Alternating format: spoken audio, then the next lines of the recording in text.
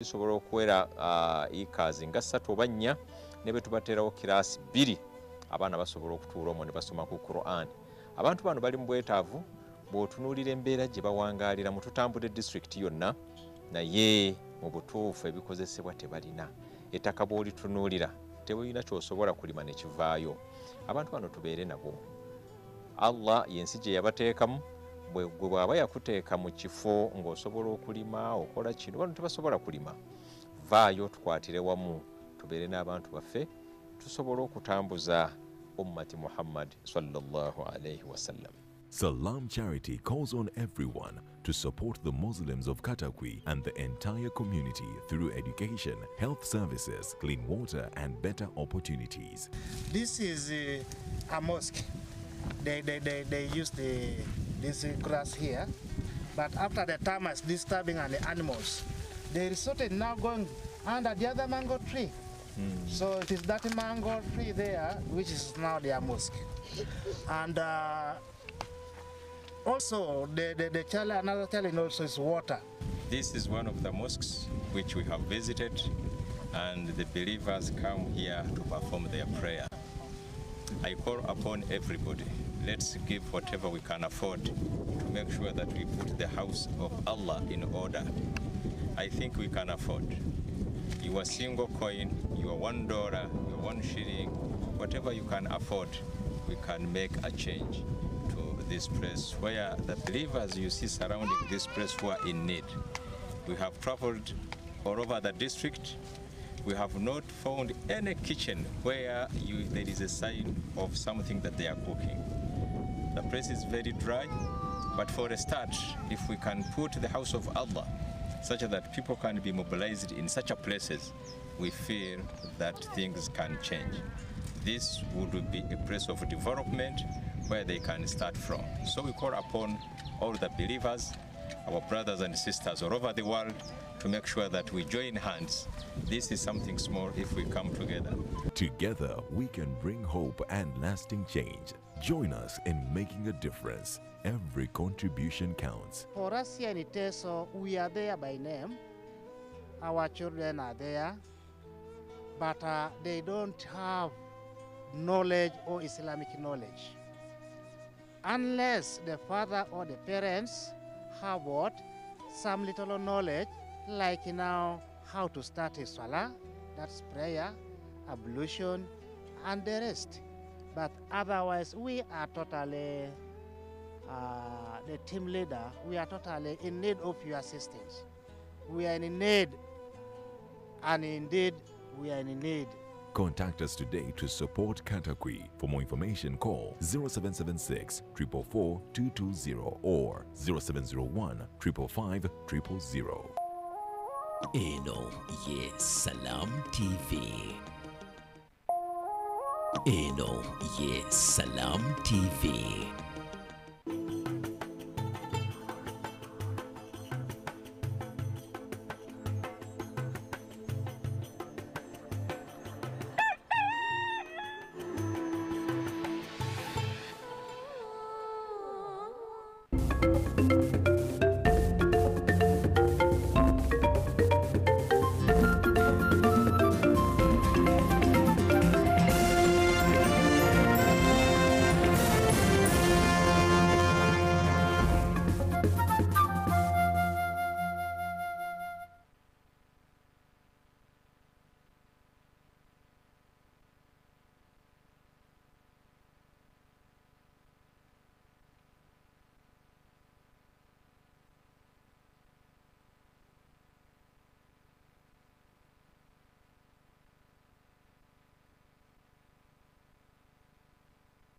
Webakwera nti oli ku Salam TV nkwebaza bwebaza okubeera nti tutambula ffenna n'okutuuka kati wetuli era tukyagenda mu maaso n'okutuuka ddala ssaawa 3 nga tukyagenda mu maaso. Amanya nze Twaha Mujiibi ndi ne Mutumba Kayongo. Tulina okukuuma emibiri nga miramu, tulina okwekuuma nga tuli balamu. Oluusi tukwenda ne tunoonya endwadde ffe kennyini mu butamanya. Tugenda tunoonya ebyo ebitusalako emyaka egy'okuwangaala mu butamanya. tugenda tubeera n'ebintu ebyandibadde bituyamba emibiri gyaffe okubeera nga gy'amaanyi nga gitambula mu maaso naye mu butamanya. Okitegedde ekintu ekyo mu butamanya. Kaakati tubeera ne Mutumba Kayongo wemusobodde omukwasiza najja n'atuyitamu ebitonotono sebo njagala musaba tulaba abo tusobole okubeera nti tutambula tugenda maaso ne programu yaffe olunaku olwaleero. Abalala banjagala nnyo bw'okwata akapeeni n'obaako ne woonootinga tugenze ku kino n'onootinga kikuyamba nnyo kinene nnyo. Banaye mbalamusizza nnyo abalabi be programu eno ennungi bweti omukeeze. Yes, sebo. Mwami Twaha webale nnyo kunkyaza wano awamu ne Salam TV. Nsanyuka nnyo okubeera wano n'okwekikinyi nga naffe tusanyuka nnyo bw'otuwa bwino bwe twetaaga n'abalabi baffe. Twanzege twagala tuddeyo mu bikolwa byaffe mu ntambuza y'emibiri gyaffe tutegeere biki bye tumiisinga nga tuli kumpi. Omuntu ayinza okukeera ku makya ku ennaku ze tulina abantu abatubeeramu eyo ne batugamba nti gwe kasita obeera ng'olya bulungi ebyokulwalalwala byerabire. Kibayita okulya obulungi ne weerabira ebyokulwalalwala kitegeeza ki? Kitegeeza kulya ki? Kitegeeza kutambulirawa? Ndoza ekibuuzo ekitutega okubeera nga kikulu. Webale nnyo ssebo olw'ekibuuzo ekyo. Obuzibu bwe tusinza okufuna mu mulembe guno naddala kwe kuba nti ffe okulya obulungi kyatulema okutegeera. Tetukimanyi. Tulowooza nti bw'oba olina obusobozi n'ogenda n'onoonya buli kyolabye ekisoboka okugulwa chips, chicken, burgers n'ebintu ebirala bwe bityo ne bebeera nnyama yokka eno eyaffe eya bulijjo noga njagirira ddala kubanga nsobola kubanga bagadi nnyama nnungi ennyama kanjiri ekyebizana n'ekyeggulu bateriibwa buli omu nze ngisobola kuba kati ffe twakulya nga tuwulya abantu nti Christmas Idi abantu bagenda kulya ki? Bagenda kulya ennyama ne bagirinyisa n'ebbeeyi era nga bwe zitaba nnaku ezo nkulu abantu ennyama bafumanfume kujjako nga babaddewo embaga ku kyalo oba mawuledi. Kaakati ne twerabira ekintu kimu bulijjo tubeerawo ne tunyumya ne twogera ne tugamba jjajjaffe nga baawangaala nga baakola kibaali balyaki.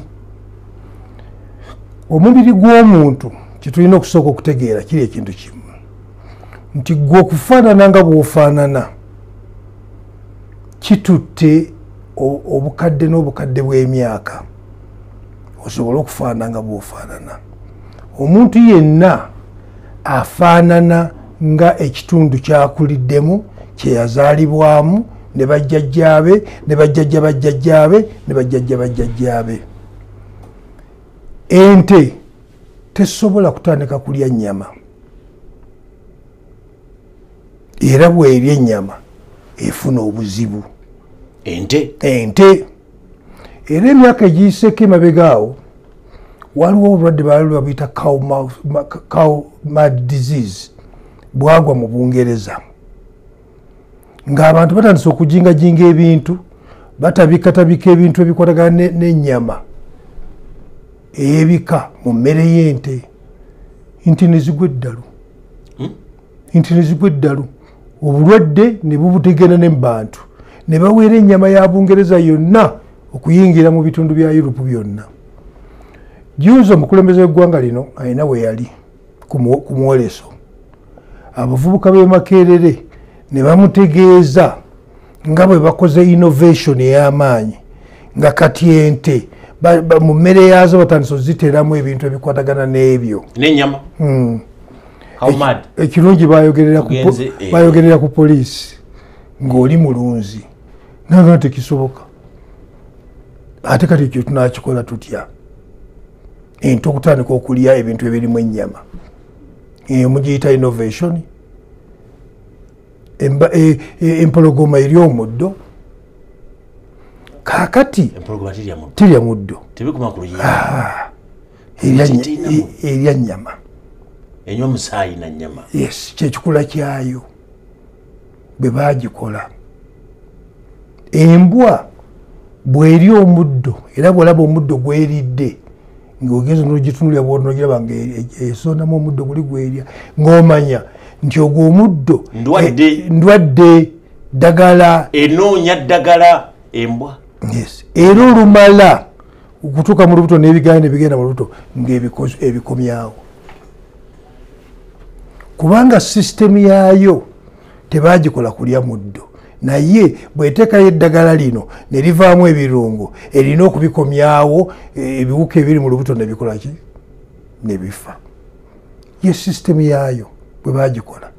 Kaakati nange naawe azaaliddwa mu bitundu bino bye tulimu nga bajjajjaffe bwe kibeera ekinene ennyo baagenda ku mwalo e Mombasa gye bava ne bagenda bwe batyo ne batuuka e Congo emyaka n'emyaka emmere yaawo mu bitundu byawo n'embeera zaawo yali etya gye baalyanga. Wano mu bitundu bino emmere gye twalyanga gye baayitanga emmere yali mmere ya mu ttaka. Balugu, ndaggu, kyettumula, kati bwe tuyita obukopa, amayuuni y'emmere. Bino ebisigaddewo ebirala bagamba nti walidde amatooke. Waliwo emmere gye mbadde nzijukira. Kaama. Kakati wali ku muziro gwange mukwotambulira. Kaama muziro. Akabbiro kange kekebbiro keyabekkobe. Kubanga ffe abekkobe akabbiro kaama. Kakati ffe tetulya kkobe oba ekkobe litweddira kubanga ffe ekika ekyaffe kikola kiyizi kitabaazi. Therefore ffe ennyama twagifunanga netugamba ekyo tukiyizi bakayongo mutumba tuli bayizi tuli batabaazi mwenyama twagifunanga. Kale tugamba ekkobe eryo eriranira ku miti ku bitooke gyetweddidde nti ate kyekigenderako nti kaama bwemujjawo mujja mu kibira. Kakati wagye tuva lwakuba sikimanyi bwe kyakula nenkiwulira kaama sikimanyi kiri awo kali awo kagunnaku kalanda bulanzeera kakula ku miti wansi kakulanga ndaggu. Tugende maaso. Kakati bw'oba nga kituufu nti eyo yali emmere yaffe gye twalyanga ey'omu ttaka abantu era emmere abafirika oba abantu abafirika abantu baveeko abantu bangi nnyo. Kakati bwe tuba nga y'emmere yaffe gye twalyanga era okiraba nti mu West Africa ensi nga Nigeria, Ghana, balugu, ndaggu, muwogo, ejjuuni balizanya ne mu firimu buli wamu okiwulira balyagala nnyo yaamu. Kati y'emmere era senga otunuulira spread y'obulwadde bwa prostate cancer ne kansa oyo ow'omu lubuto mu nsi ezo mutono olw'ebirungo ebiri mu balugu, ebyobirungo ebiri mu bukopa. Kati wenjogerera wano n'ogenda n'ogamba nti nze nnimye bukopa. Obukopa ly'ejjuuni eggumu buli obuyuuni obutono butono bwe buti era baga nti bannaku balya bukopa babulina ne mu compound biringa bimuli.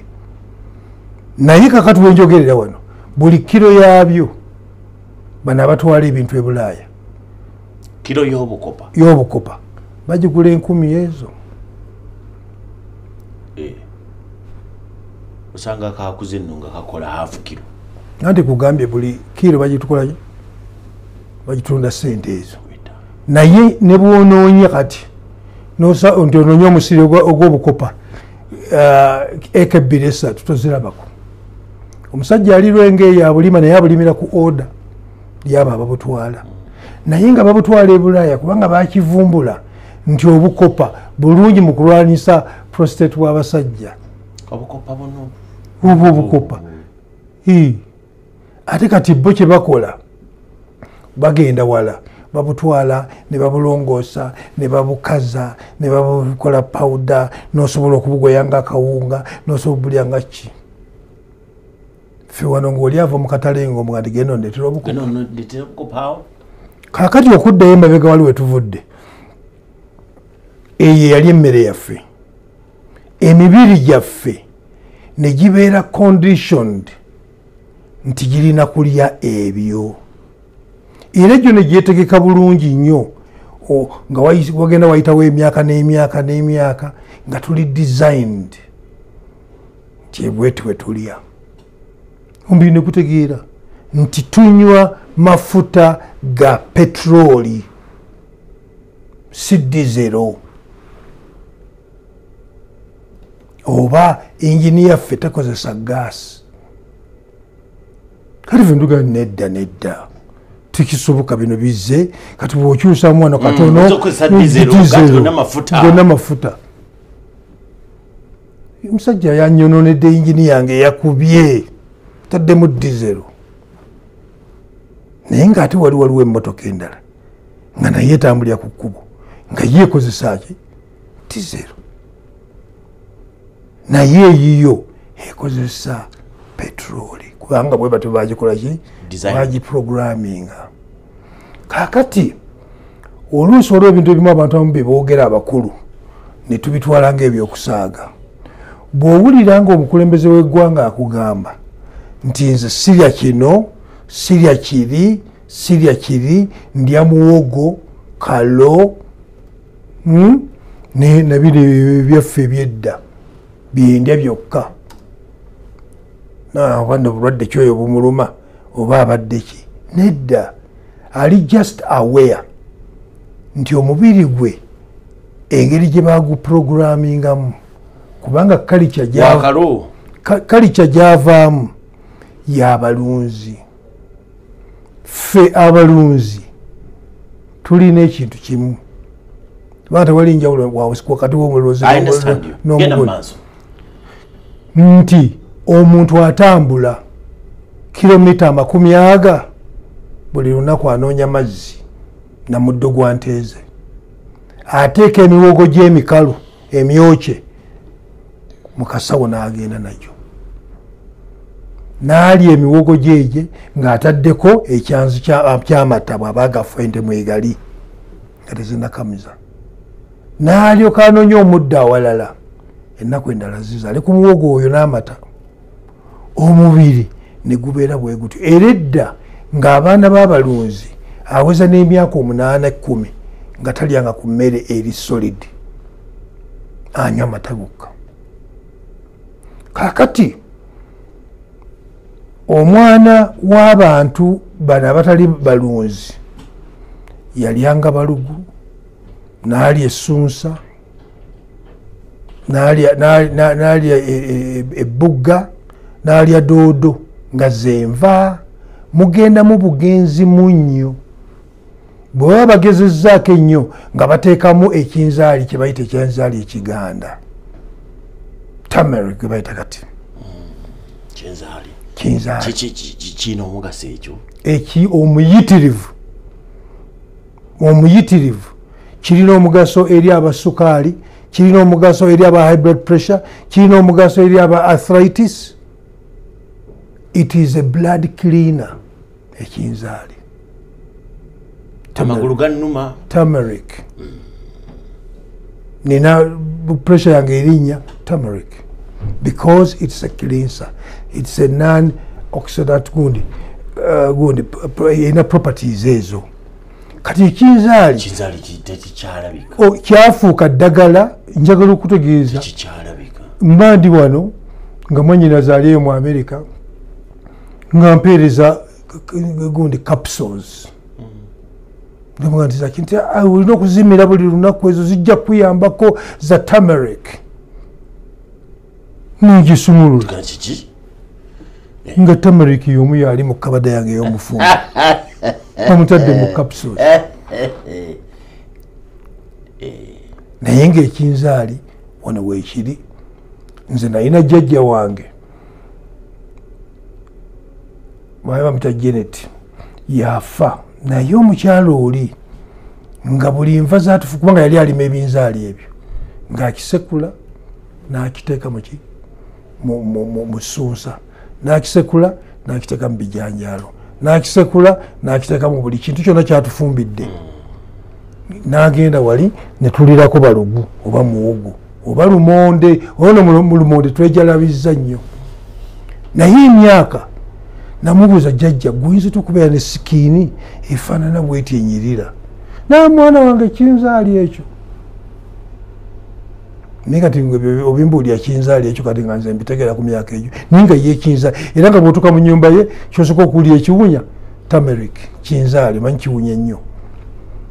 Kaakati ingini eno gye baakola nga yakunywa petulooli, ffe ne tugikyusa n'onywa dizero. Katonda n'akuyamba n'obeerawoko esikondoka naye egenda. Nagamba ate kati genda otandika okudduka okolemu exercise, olabe kati okola bulungi exercise. Noba nga waliyo ingini yo bagikola ng'erya muwogo, kalo, mata, emyaka 100 emabega bwe kizze kibeera ingini kyemanyi. Kaakati olw'embeera y'ensi okuba nti ekyusa abantu tugiyita development. Noyingira wali otambulanga okukima amazzi, watambulanga okutwala ente ezo ku ttale. Ate kino njagala tukitwale nga kiri very serious lwa nsonga kizibu nnyo okusanga omuntu atula mu bitundu bino ebyetolodde Nalubaale, ennyanja Nalubaale, nga talina genes oba musaayi ogwo ogw'abalunzi. Kubanga abalunzi bali mu north, abalunzi bali mu east, abalunzi bali mu south. Kati emisaayi gyaffe bwogera n'okebera DNA waffe ojja kwesanga ng'ebitundu 45 ku 100 olina omulunzi mu ggwe. Olina omulunzi mu ggwe. Kibayita okutambula, tebayita okulya ebintu ng'obyegendeza, olya bintu bitono si bingi. Kati bwe tulidde era tolwawo n'otandika okutuula nga tokola totambula, n'otandika okulya kino na kino, omubiri gutandika n'ogamba kati bino byonna nga mbadde simanyi ngeri gye babikolamu omubiri gusobole okubidigestinga bigende. Ne bigamba omubiri ne gugamba waayi lindako, sooka obitereke. Ne bitereka amasavu wano, ne bitereka amasavu wano, bigenda okulaba nga obitereka waweddewo, ne bitandika okutereka ku organs eziri very crucial, ku nsigo, bitandika okuweza ku kibumba, ekivaamu nga bitereka ne ku mutima, kubanga we wali space amasavu, kubanga oyo kati afuuse energy glucose. Amasavu basooka kuterekawa eno newagenda muno ne mugira muti nebimala ne bateekateekako eyo omusajja atanze okubigula ogenda okitegeera ne bateekako akati of course olwo ebyenda byonna byo byajjula dda, biriko amasavu byonna byetoolodde awo, ekivaamu nga tebagenda kutereka ku mutima. Kati omutima gugira guti naye nga kuliko ebikutteko. Buli kujja kuti bagukwasa buliko amasavu, ate nga gulina kubeera mu space yaago nga babukubi bulungi. Awo tetugenze ku misuwa, emisuwa nagyo tutandise okuterekamu amasavu. Gizibikidde kwe kuzibikira kw'emisuwa akuba nti babatuka kati kolostro, ate omanyi kolostro olina okukendeeza ku kolostro ne babifuula scientific. Gundi balugu ndaggu simanyi ani oyo gweyogedde kaama amasavu galiriddawa, kolostro ziririddawa. Kaakati omuntu okusobola okutegeera ekintu kino n'akitegeera bulungi, tulina okukozesa ebifaananyi abantu bye bategeera. Ingini ya motoka, bw'okwata petulooli n'omuteeka mu stove eyabika, babukuba ebbomu nogati amafuta gambuze emotoka yange wali mulimu ki mulimu ka diesel ka petroli kankanuune kanfumbe chai wano notika mu stove ekola ki yebika bwabisi bwotaba bwoba wamukisa ejja kwokya kubanga amafuta gali gafuumuka mangu tegalina buzito bwa kerosene. Kerosene muzito, petroli ali light. Kakati bwokoleza petroli afuumuka bufuumu saba yatanzedde okufumuka mupewo nanga jude alinga bolaba gas. Okuleta akabiriti nga kyawedde mu bbanga wonna nga waliwo petrol. Kakati kerosene kyatakola. Kakati omubiri ogwo bwegiri gwolowooza bano abayiiya mashini ezo nenge gye zitambula baloota biroote abakola kompyuta eyo kuli mu maaso nti bagamba nti erina memory weetereka erina obwongo era bw'ogiragira kino ekikola ruumu weekolera bakoppa ku bwongo obwo kiri kyogambye nti omutima we gubula we gukubira ofa ofuna cardiac arrest kane ina space weekolera weekoma naye bwe space weggwawo naye yinza okuyiika ng'ekurashinga bakweta crash ye muntu kubanga buli kintu kye tulina wano omuntu kyakoze yenna abeere scientist afaanana atya takijja mu mpewo eyo mu space tolera kimugamba atunuulira bintu biri wano byagenda akoppa ku ye mwennyini neeyisa nti tukola bwe tuti kati bawulira bakoze roboti ezisobola okuweereza mu restauranti ezisobola okugenda ne zikanika zatandika dda zezikola ebintu ng'omuntu ne bagiteekamu information eyo. Motoka zezinsanyusa kati ennaku zino musajja atula mu motoka na program yalaga nti ngenda nakawa ku URA nemuvuga netuuka ku URA netuuka ne parkinga n'avaamu nenoonya parking nagisanga yetadde mu parking eri okumpi emulinzi ogugwe gwaku kusituka kuvaamu n'agirekawo ng'emutuusiza n'avaamu kati yo nedda wali neparking ate kati balese ne system endala e China balina obuntu bulinga buroboti bulinga bwolaba oluwempe bweruti buliko emipiira bo tebakyalina kizibu naawe nga wapakinze bubi balaba ku kamera wali nti omusajja oyo yapakinze bubi ne kajja kalinga luwempe bwe kati nga katambula kokka ne kagenda wansi w'emmotoka yo ne kagikwata wansi ne kagisitula ne kagijjayo ne kagivuga ne kagitwala gye baagala. Ebyo nebyo breakdown simanyi biki ebyo ate batekako enjegera ebyo biringa bizibu bijja tutawanya wetaga n'abantu ate bamala okulekana naawe biri bye ba programming ababijja ku nkola ya muntu exactly computer y'omuntu exactly kuba kakati oba ebintu byonna ebirala ebiramu kuba kakati gwe kubamu akafaananyi nti ojja kusanga ekiwuka nga kiwuka naye nga kyo omulimu gwakyo kwetikka kusomba nga kiwuka mbimanyi gwo kyo enkuyege zirimu ebika nga 5 waliyo eriyo ng'eringa bulaba buludoza egenda bugezi nejja neruma obutaka nebuleka mu sayizi entono endala nejja entonoko neyeetikka nezzaayo bwetuusa wali neeteeka waliwo ezisigako amalusu agazimba ng'okimanyi nti teriyo kizimbe kye baali bakoze kigumu nga kiswa kubanga tekirimu mpagi era ba architects bakinoonyerezaako nnyo okulaba ensolo zino ebiwuka bino bikola bitya okuzimba ekiti temuli mpagi naye ng'otuula nako nga tekisoboka ng'obukizimbye bwe buti bwengana bwe buti butono. So kaakati okuddayo ku mulamwa gwaffe sisiteemu y'omubiri gwaffe bwe tumala ogitegeera tulina ogitegeera nti omuntu abeera awangalira mu nsi katugambe kati nga waliyo abantu abawangalira mu nsi nga bo dayati yaabwe yakulya byennyanja bintu bya mu nnyanja byokka bye bibeetoolodde bye balya omubiri gwe gwanjawulo ku gugwo ne sisiteemu ye yanjawulo ku yiyo.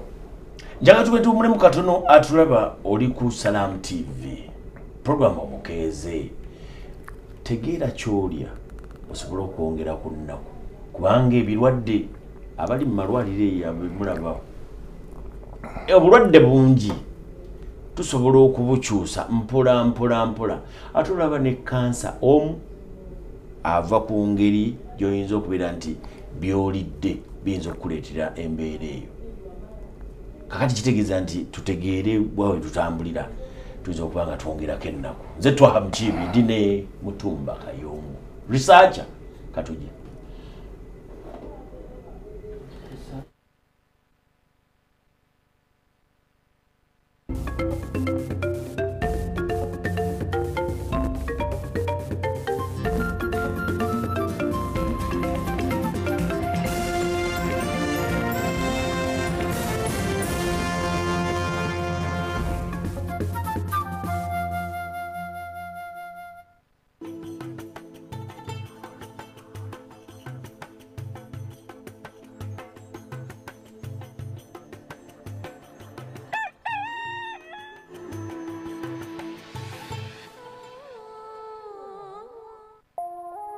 Eno ye Salam TV. Byolina okukola obeere steady. Kozesa pin enzibu okujengerera kikaluubirire abafere. Weewale pin ennyangu okuteeba okugeza M234 oba 2468. N'ekisumuluzo ekiggula essimu yo londa kizibu ddala osobola okutabula ennyukuta ennamba n'obubonero. In partnership with Uganda Communications Commission, Equity Bank, Momo, United Media, MTN, and NBS.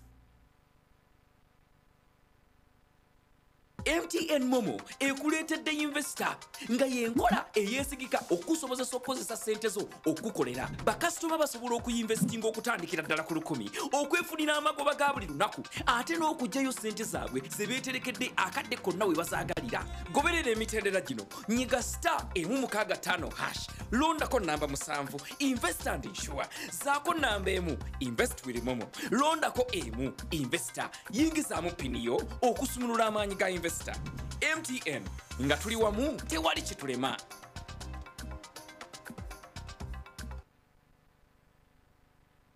With so many entertaining shows on our kids channels, there's something exciting for all ages.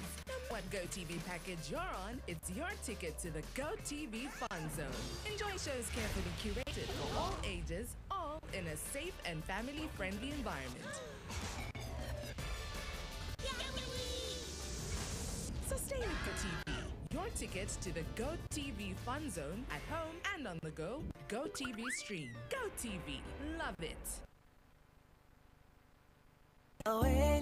Wedi Travel is the leading Hajj and Umrah travel agency in Uganda, offering you Hajj and monthly Umrah packages, visa processing, international ticketing, and hotel booking services that suit you best. For more information, call us at 0705 555557 or visit our website at www.weditravel.com or our social media platforms at Wedi Travel on Twitter, Facebook, and Instagram. Find us at Laudel Towers, First Floor, Laudel Road, Nakasero, Kampala. Wedi Travel, your life-changing journey.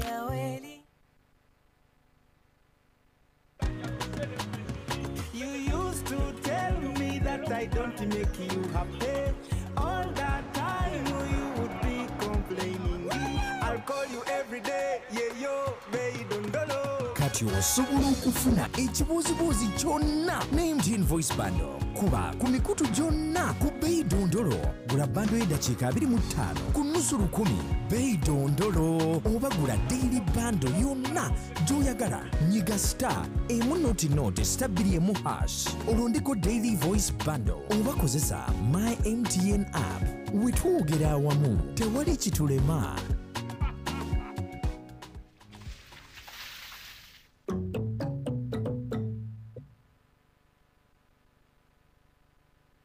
Okuviira ddala nga yakazaalibwa, Sara yalina okukakasa nti Daniel amalayo ddoozi ze zonna ez'okugemwa okusobola okwetangira endwadde zinnamutta. Kyokka omusujja gw'ensiri gwasigala gumugonza. Ku kalwaliro waafunira obujjanjabi, dokita yakikakasa nti ddala gwali musujja gwa nsiri. Olw'obujjanjabi obwamuweebwa, Daniel yassuuka, kyokka Sara n'asigala nga mweraliikirivu. Dokita yamubuulira ku ddagala erigema omusujja gw'ensiri era nakkaatiriza omugaso oguli mu kugema omusujja gw'ensiri. Sisinkana Mr. Vaxxer ne ddoozi 4 esooka ku myezi 6, ku myezi 7, ku myezi 8 ne ku myezi 18. Mr. Vaxxer ayamba okwegobako omusujja gw'ensiri. Buli mulundi gw'afuna ddoozi ye ey'omusujja gw'ensiri, Daniel yeeyongera amaanyi. Buli ddoozi emwongera obukuumi okwetangira omusujja gw'ensiri. We twogerera bino, Daniel mulamu nnyo era alina amaanyi mangi. Twebaza eddagala erigoba omusujja gw'ensiri. Sara yakola okusalawo okutuufu. Okugema okw'ekikungo n'okugema omusujja gw'ensiri kikuuma abaana baffe. Kyalira eddwaliro lyonna erikuli okumpi olwaleero. Okumanya ebisingawo, kubira minisitule y'ebyobulamu ku ssimu eya 0800 10 noti 66. Obubaka buno bukutuusibwako minisitule y'ebyobulamu.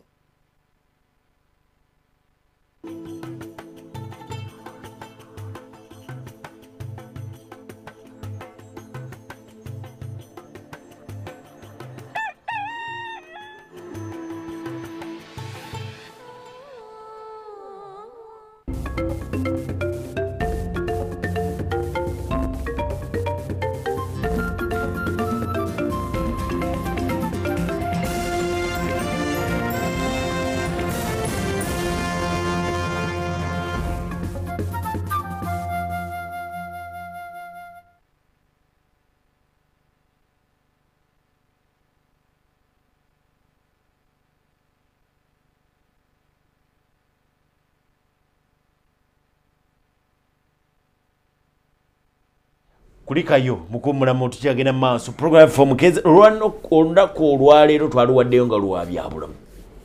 Tuyige tutegeere ebintu bye birina okubeera ne kye tulina okukola, kye tulina okukozesa, kye tulina okulya. Mutumba Kayongo research gwe tuli naye olunaku olwaleero anoonyereza ku byabulamu gwe tuli naye olunaku olwaleero. Bulugende mukumulo badde onnyonnyola. Nogandi abantu bakola ensobi kyesinza okutegeeramu. Emmotoka ya designingibwa kuba ya dizero ne bwoba oyagala nnyo gaasi tagijja mu kifo. So nga ate eriyo ey'amasannyalaze ne bw'ogiyiwamu petrol tejja kuvaawo ne space tewali. Ennaku zino bayiyize era ndoza zezimu zezo tezirina yingini. Awandibadde engine waliwo just space osobola okuteekawo n'ebintu byo n'ovuga n'ogenda naye nga mmotoka y'amasannyalaze. Nti design eva ku bwongo bwa muntu n'omusaayi gw'alina gulyaki nolikuŋŋa nti ente terya nnyama. Tugende mu maaso. Era nga babadde ŋŋamba nti kino njagala nnyo okikkatiriza nti abantu baffe okusobola okubeera nga balamu bulungi ng'era bali productive balina okulaba nti bagezaako nnyo okutunuula bagambe bwe nali nkula twalyanga ki, taata wange ne maama wange ne jjajja wange baalyanga ki. Bagezeeko okugenda nga batunula badde emabega bajja kukiraba nti abakadde abasinga gye tuvudde baawangaala ng'ate okutusinga ng'ate obujjanjabi tebwalingawo ng'obwoliwo bw'ennaku zino. Kaakati ensi gye tutambuliramu ya nsi ya byanfuna. Abantu bakulembeza byanfuna era bwe wabeerawo ekkubo lye bayinza okufunamu ssente oba lirina gwe likosa oba waliwo anaagira baziyita probabilities bwe tufuna wano bwe tuti abantu 100 bwe bafa tuba tufiiriddwa nnyo kubanga ffenna tukimanyi nti waliwo ebintu bingi bye tukozesa nga si birungi.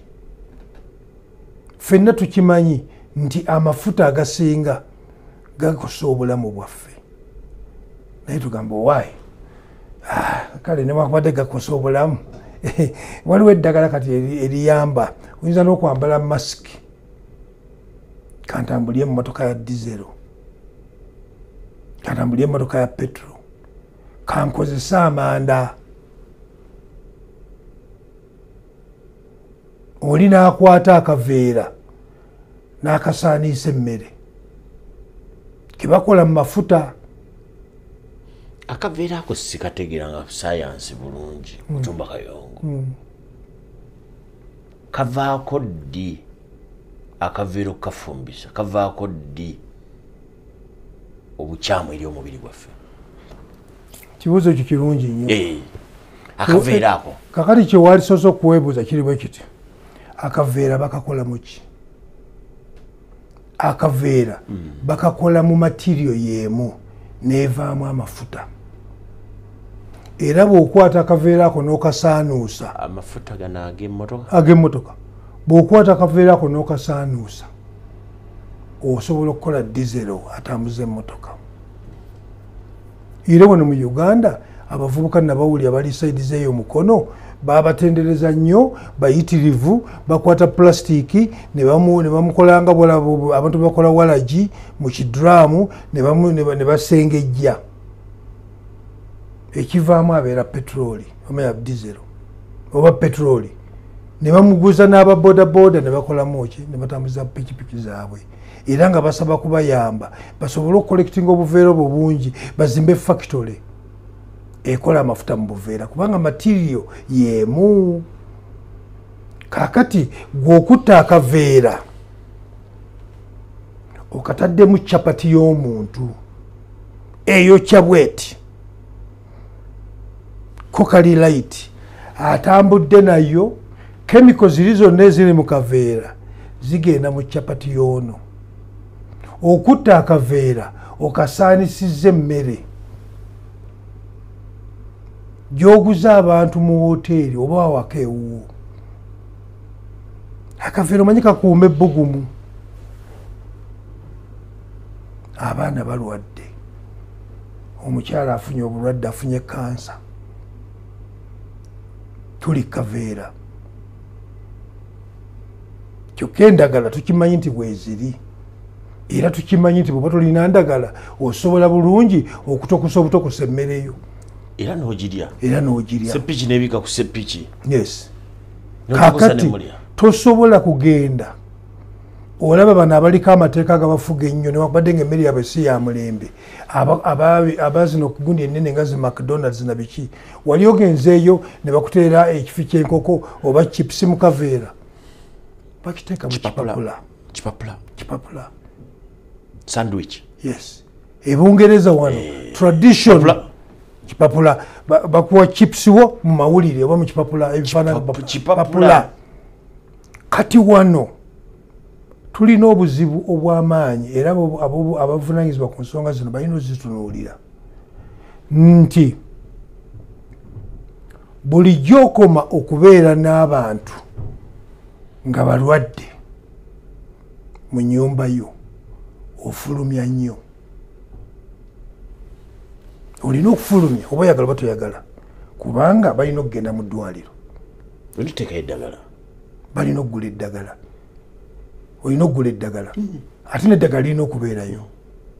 Kakati bwe banga abantu b'omu nnyumba yange bwe banga tebasobola kugenda mu nnimiro kulima nakunoga mmwanyi kubanga balwadde enfuna yange egenda wansi nze ng'omuntu bwaba tebasobola kugenda mu nsujju zange kuzikoola kugyamu omuddo mba nina okuteekako abantu abalala bajjemu omuddo.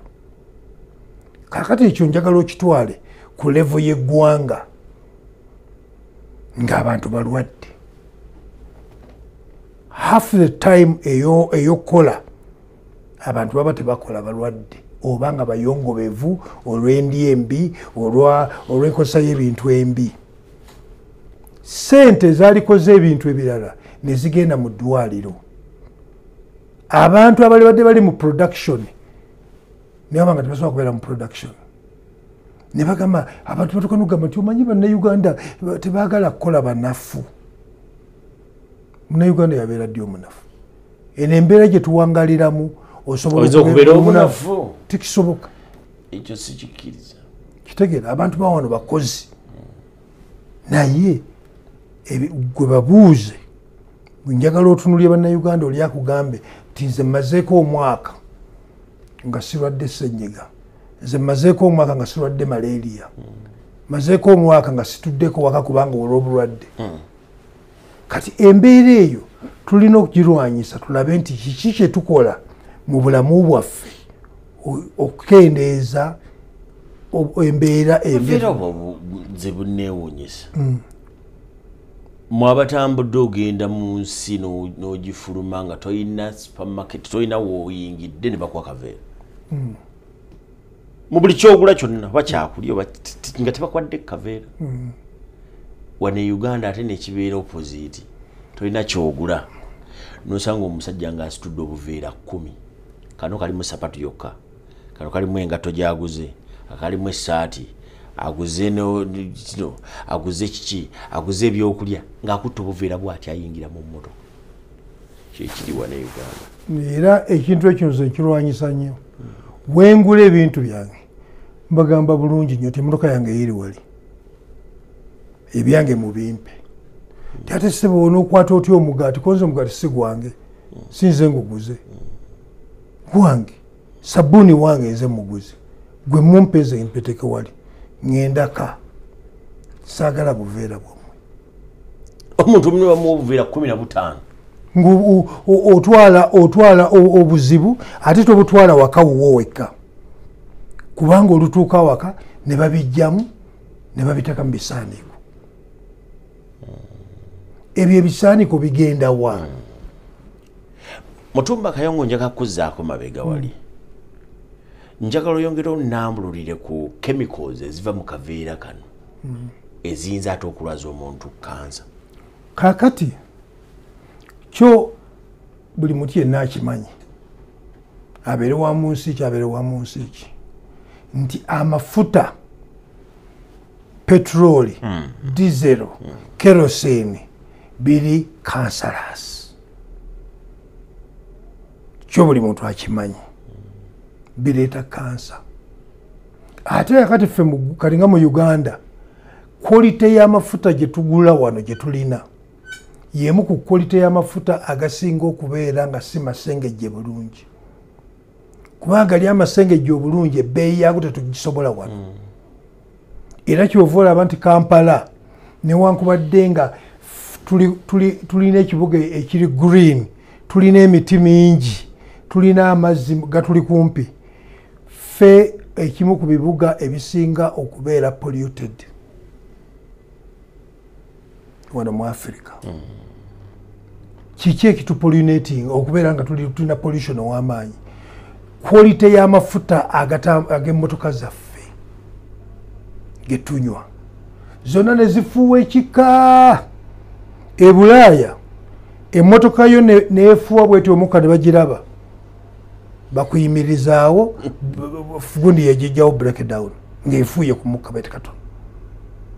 Amafuta quality gye banywa bw'ogatunulya mu kkala ga kiragala bagateekamu chemicals gasobole okuba nga tegapollutinga kubanga amafuta buli muntu akimanyi tegaleeta kansa. Era ensonga erwanyisa amafuta baleeta emmotoka eziri electrical, emmotoka ezikozesa biogas lwakuba nti amafuta goonoona obulamu bw'omuntu ne goonoona ne environment ne goonoona ne ozone layer etuyamba obutabanga omusana tegututuukako directly kutuleetera ate kansa wa skin. Naye kati ffe wane waffe oba tetulina ssente zimala tugulaga amafuta ag'essente entono naye ate ne tugenda mu maaso ne tukozesa n'obuveera. Kankuweyo ekintu ekirala kino njagala naye abalabi mukitegeere bulungi. Bw'osanganga amazzi agali mu ccupa gano ge tugula n'omusajja nga bagatadde awo wabweru w'edduuka mu musana togulanga amazzi aga mineral water agali bottled anti product era toga nti mineral water agali bottled era kinnakuwaza nnyo buli lwentambula nensanga kirole ky'amazzi nga si kibikkeko kitambula mu musana n'eccupa ezo nga zijjudde ku loole akitwala abantu kuwona nnyonta. Kaakati kituufu ekyo naye omusana guli gukuba ku plastic oyo naakola ki chemicals ezimulimu nezitambula nezidda mu mazzi. Kati abantu bonna abatambuza amazzi oba bagakola balina okugatambuza nga gali mu mmotoka nga mbikke yonna. Amazzi ag'okunywa okujjawo nga gali ku luzzi nti rays z'omusana zijja nezikuba ku mazzi kuli nezitta obulwadde. Amazzi gabeera mu nsuwa ebeera dark oba dark ekigundi ekikonteyina nga kiri dark obutayonooneka. Kati ffe gali mu ccupa ng'erabika era kati kyova olaba mu biseera bino senga okigenderera bw'ogenda mu woteeri ez'ebbeeyi wano mu Kampala oba mu bana bagenda mu workshops biki ebyo amazzi gajjira mu ccupa eyaffe eri origino eya giraasi era amazzi ag'ebbeeyi gabeera mu ccupa eya giraasi. Tuyanzege mwebale kuba ndi mutambudde naffe olunaku olwaleero. Ebigambo bya Mutumba Kayungu otuula n'obiwuliriza kubanga oba ofunamu nende eddakiika 2 ze njagala okozese noze neebeeremu. Eriyo omulwadde wa alusa njagala omujja oyo mujjanjabire bwereere leero. Omuntu abonyebonye ne alusa ayagala okukozesa ebimulinaanye okubeera nti yejjanjaba alusa akola atya bw'obanga okimanya ekyo kigabe wano alusa. Obulwadde bwa alusa bulimu emitendera mingi. Omuntu okutegeera alusa nti kiki alusa bwa libeera lijja mu lubuto oba olibanga omuntu gwe bakulubudde eyeekulubudde n'ofuna awantu nga walikoze ki wakulubusa naye ki ekigireeta again tuddeyo ku kintu kimu acid. Omubiri gw'omuntu kweyo emmere yonna gye nkugambye oba emmere gye batugamba okulya buli batugamba okulya genda olye greens zino genda olye greens zino zirimu vitamini genda olye ovacado genda olye ki ekisingamu obukulu mu bintu ebyo naye batugamba okulya kiri ekintu kimu nti ebintu ebyo birina alkalinity birina alkaline. Omubiri gw'omuntu tegusobola kulwala nga guli alkaline kiba kizibu. Omubiri gw'omuntu gulwala nga gufuuse acidic. Era ebyo byonna byolaba bye bakugamba okulya ebya green biki ekibirimu ekikulu nti alkalinity waabyo ali waggulu ng'ebya vitamins ne minerals ezirimu ebyo ebya green ozitadde wabbali ali waggulu. Ate design yo y'omubiri gwo okuva ku bajjajja ne bajjajjaabo nga tebannayiga kuyigga baali balya greens nga bibala kitegedde. Kaakati omubiri ne gubeera nga guli condition kubeera alkaline. Virus zizonna oba endwadde ezisinga zinyumirwa nnyo embeera eri acidic. Eddagala unfortunately lyetukozesa erisinga eriva mu lyetuyita ery'abazungu liri acidic. era kyebava bagamba amakerenda gano abiri naye nywerako amazzi mangi oba bw'oba ogenda oddimira sooka olye direme asidi oli kwokya ali mu ddagala eryo kakati bw'oba olina alsa nga zikutawaanya one of the first things kyolina okusooka olina okulaba nti olya ebintu ebiri alkaline ennyo ekyokubiri ebintu ebisinga okuyamba ku bintu ebikuli okumpi byebintu ng'okulya ovakkedo eyo bw'oba omulabye nga mungi bwe liba ddagala nze mmanyi eddagala limu lwakuba nti abantu bangi tebalimanyi naye nze nkimanyi nti kikulu nnyo kubanga eddagala eryo ffenna abasinga gwe twatandikira nga batuzadde kifa bakazi ekiti ekyo kifa bakazi kubanga buli ssaawa bakitemako bw'okwata ebikoola oba baka y'omuti ogwo n'ogukaza n'okolamu essabwe n'oteeka ku mazzi agookya alusa zijja kuwona toyanze nnyo toyanzege mwebala kuba ndi mutambudde naffe olunaku olwali akadde tetuyinza kubeera nti lwongerako ye Mutumba Kayongo kyenva muleeta wano eyo doozi eyowedde akitegedde tandikiraawo osobole okubeera nti owona obulwadde obwo olina ebigambo byosembyayo sebo tuve wano sebo neyanza nnyo kisa kano ebigambo byensembyayo mbadde njagala era okwongerako nti n'ekibwankulata kiwonya okiyenga oba okibrandinga bw'oba olina obusobozi obwo n'okinywa ekibwankulata kiwonya ulcers twanziza nnyo twanzege amanya nze Twaha Mukiibi